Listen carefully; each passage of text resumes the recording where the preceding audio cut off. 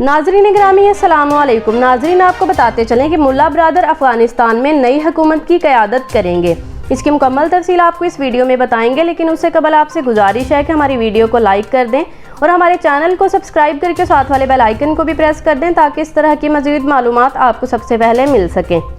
जी तो नाज़रीन आपको बताते चलें कि जहां अफगानिस्तान में तालिबान वादी पंजशेर में बागियों से लड़ाई में मसरूफ़ हैं और मुआशी तबाही से बचने के लिए जदोजहद कर रहे हैं, वहीं तालिबान ज़राए का कहना है कि तालिबान के शरीक बानी मुल्ला ब्रादर नई अफगान हुकूमत की क़यादत करेंगे,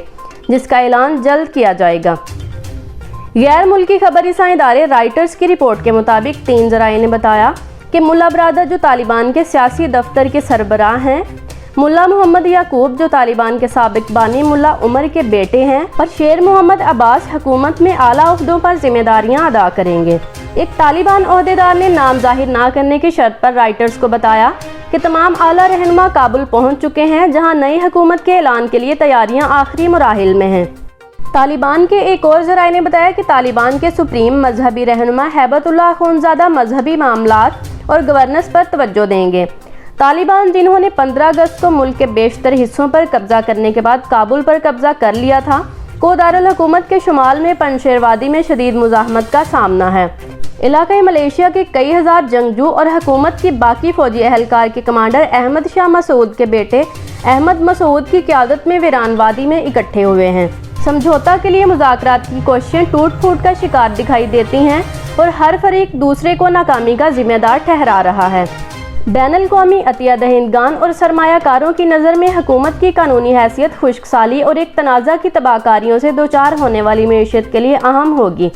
जिसने एक अंदाजे के मुताबिक 2,40,000 अफगानियों को हलाक किया। इंसान दोस्त तंजीमों ने आने वाली तबाही के बारे में खबरदार किया है कि करोड़ों डॉलर की गैर मुल्की इमदाद पर बरसों से इन्हिसार करने वाली मईशत तबाही के करीब है।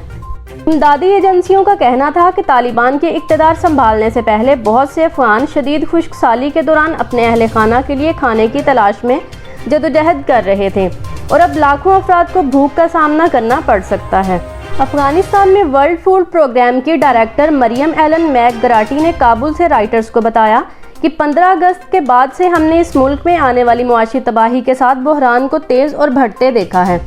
अमरीकी सदर जो बाइडन की इंतज़ामिया का अरबों डॉलर का अफगानी सोना, सरमायाकारी और अमरीका में जमा गैर मुल्की करेंसी के ज़खायर जारी करने का कोई मंसूबा नहीं, जो तालिबान के काबुल पर कब्जे के बाद मुंजमद कर लिए गए थे।